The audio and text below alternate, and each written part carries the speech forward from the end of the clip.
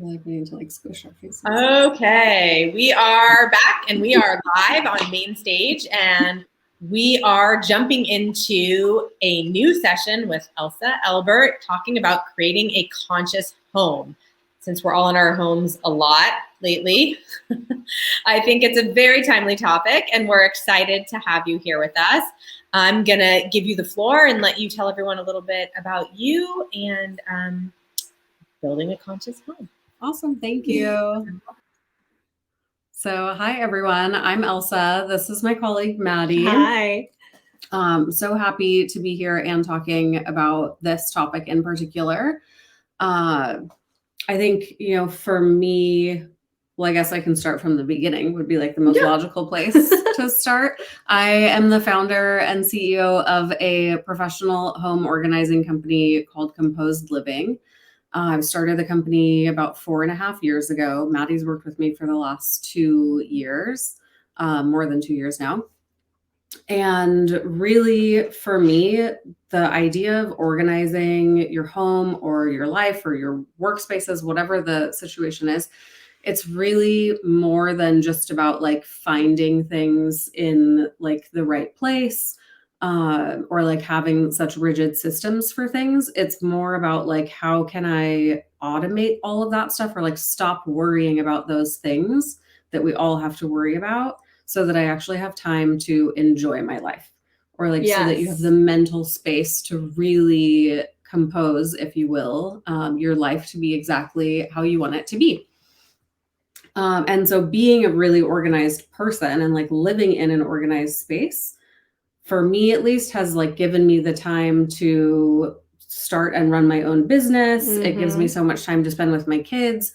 I get, to be here to cook meals with them and travel together and like just really connect, as opposed to like the franticness of like, where is your homework? How come you can't find your laptop? Like, why is there no food in the refrigerator? All of these things that happen, that I imagine happen in like homes somewhere that are not organized. I can tell you that they do happen, because I definitely grew up in a home that was like, where's my homework? Can't find it anywhere. So that was not, well, I don't think it was either one of us as children. We were much more like born with a label maker in our hands. Yes. But, so this idea of creating a conscious home space, it just resonates with me so much because, like I said, organizing is about so much more than just putting things in the right place or getting that sort of Pinterest worthy after photo. All of those things are lovely. I think, when you walk into a space, any space, we energetically feel something, whether it's like, oh my gosh, I love this place. I can't, like, that moment when you go to like a really cute cafe and you pull out your phone and you want to take pictures of every detail because it's just so stunning. It looks beautiful, but it also feels like homey. Or if you go to an art museum or an art gallery, it can feel really like modern, stark, clean. And continue. All the those things. Feelings are so visceral. And that is what everybody wants, right? Like, you're in your home space. Now we're in our homes more than ever, but we're also doing so much here, whether it's working or, building a life together with your family or your partner, or if it's an expression of your own personality, however your home is working for you, people will have a reaction to it because your home has its own energy and feeling to it, I guess. Mm-hmm. So when I think about how I created this space, which, like, I'm so happy that now when people come over, they're like, I just want to hang out in your house. Like, everything feels comfortable. It feels warm. It feels inviting. And that to me is like those words. That's how I designed the entire space. That's how I chose furniture, artwork, or a lack of artwork. And I think it was really starting with like, what words do I want to describe my home life? And also, like, what values are most important to me? Totally. So that I can make sure that this space that is so important to all of us, that's supposed to like nurture us and provide us with safety and security, it should be in line with my values and with how I want to live my life. Yeah, absolutely. So my words and I think they kind of like intertwine a little bit, like my words and my values. But the words I wanted were like welcoming, entertaining, hosting. There's like going to be a real trend here. Anything that involves like people coming over and staying and being very comfortable, where they're just like put their feet up on the couch and, you know, maybe dinner turns into like a slumber party and we have brunch in the morning. Yes. Like that's my dream hangout situation with basically everyone. And that you totally nailed it. That is, you have like the hangout house. Yeah. The house where everyone wants to linger and it fits you. Well, thank you.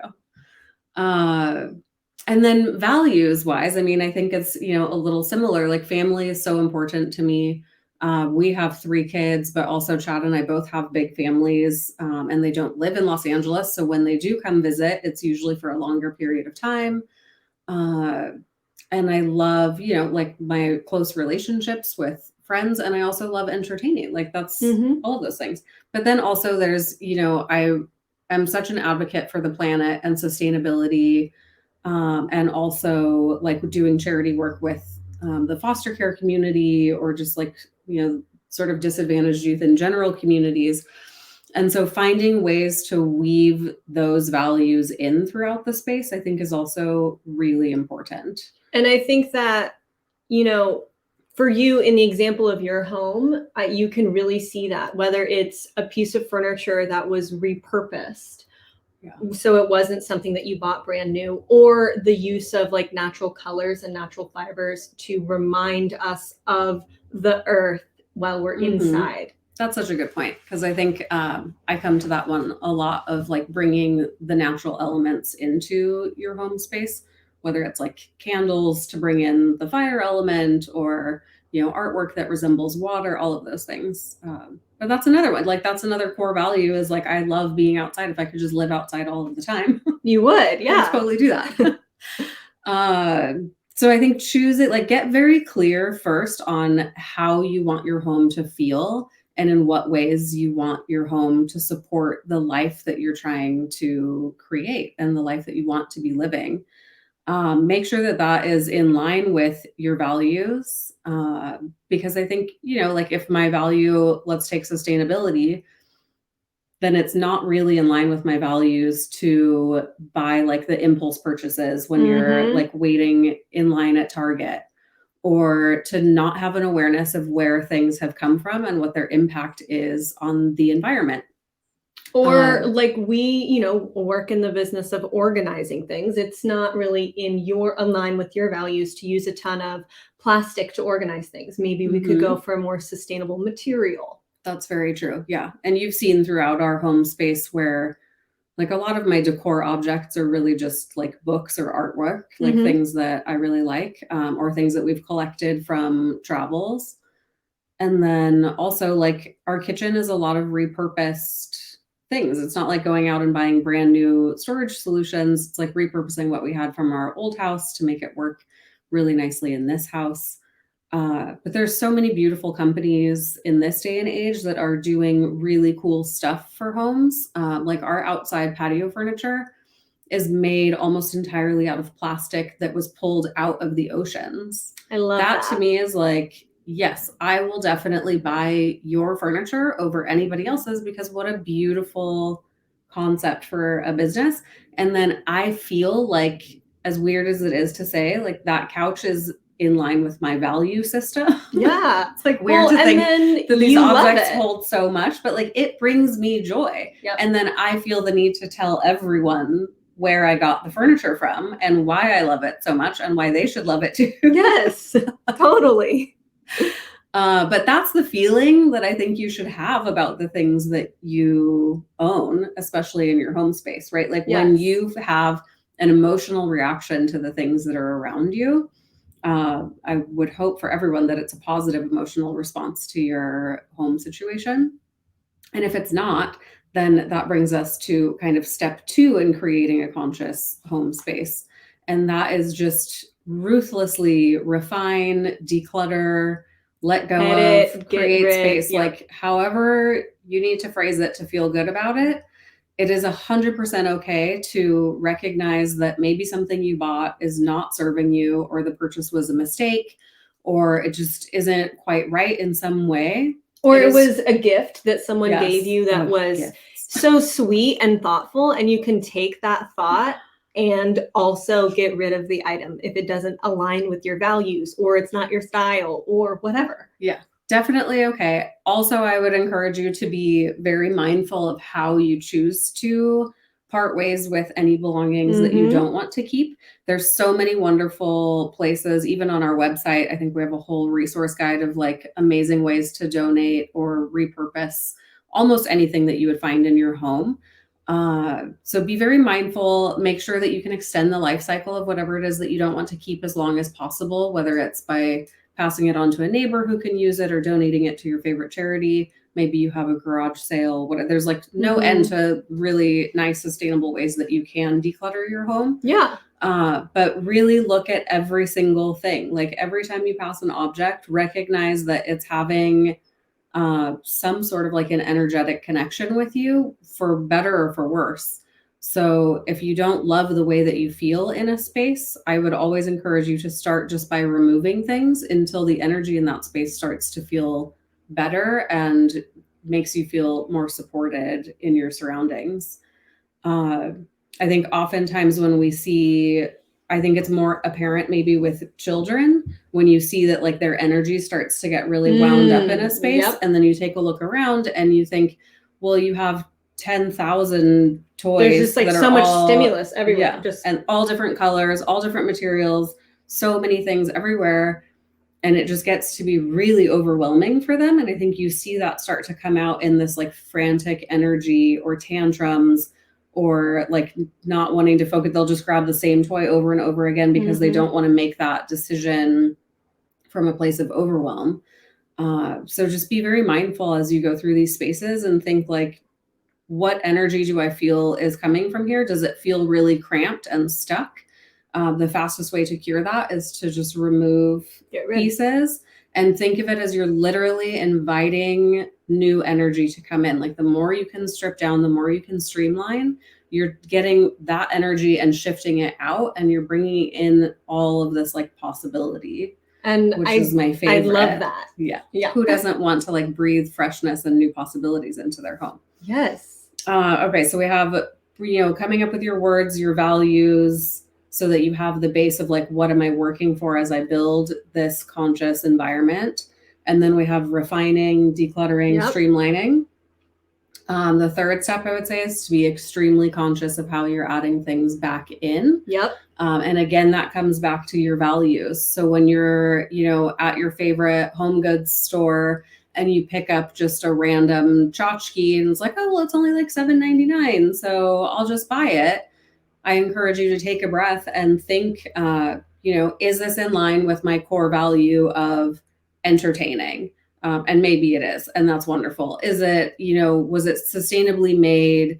Is it whatever your values are, whatever the word is that you're trying to create? With a lot of those littler things, I think, because I think, oh, they're so cute. It's so cheap. I'll just get it. It's not going to take up that much space. But then I think about how lovely it feels to go to a space and be in a space that has mostly clear surfaces. So Mhm. getting little tchotchkes, that's not going to help me create more clear surfaces. Of course. And it's bringing in an added level of energy to your space. And it's another thing to clean. And it's like, there's really a big energetic cost of ownership, I think, which is a whole other thing that I could go on about for days. So just having the mindfulness, double checking, is this thing really in line with the home that I'm trying to create? And if it's not, then as cute as it is, I would say pass on it and find the exact right thing. Even if it costs a little bit more, it's going to last longer and serve you better in the long run. And then again, I think just being very aware of the energy of the space. So like when you come home, the minute you walk in the front door, like what is it that you feel? What is it that you think your guests feel? And I would encourage you, like if you live with other people in the house, ask them to describe what they feel, like the emotions that they feel when they walk into your house for the first time, or ask a friend, maybe a very ruthless, honest friend. Because, you know, for a lot, like when we had no furniture in our living room and it was just a pool table, It was wild. it was definitely in line with the value of entertaining, but it was not in line with the value of like spending time with my family in a way that's like really quality time, other than like, do you want to play pool right now? Like there was Yeah. no couches. This is not an exaggeration. So when I walked in, the first things I thought of were like, it's a very masculine space. It's not very inviting because there's no place to sit down. There was no like ledge or shelf to put a beverage. Right. It was like cool, like we had the cool living room, but just it didn't work. No, what we have now is, and it took you way longer than it would have taken me, because I'm always like, hurry up, let's just get the stuff. And then I end up regretting it because it's the wrong couch. It's not quite the right chair. I, cut some corners. So you took your time, and now it is so good. Yeah. I wish we kind of recorded in there today, but the kids are going to be coming home right in the middle of this taping. And I thought I would spare you all from the hecticness that happens in that 2 minutes. Yes. Yeah. So that's, just, I guess, to recap, like make sure that your home actually feels like a place where you want to be spending your time. Mm-hmm. And if it doesn't, then just try removing some things that you don't love, or even shifting around your furniture sometimes can make a big impact. Totally. And when in doubt, get fresh flowers. It's the fastest way to spruce up a space. Hi, I'm back. Thank you guys so much. We appreciate your time and all of your wisdom and getting us started as we start to think about our homes. Tomorrow's more on Home and Family Day, and this was a great way to kick us off with these tips. And I'm going to send you guys over to the Q&A, which is in sessions for everyone. So just like we've done all day, when they leave the stage, they'll be heading over to sessions for a Q&A and can answer your questions live there. So thank you, ladies. We appreciate your time and look forward to chatting with you a bit more in session. So we'll see you in hopefully 2 minutes. Great. Sounds good. All right. Thank you.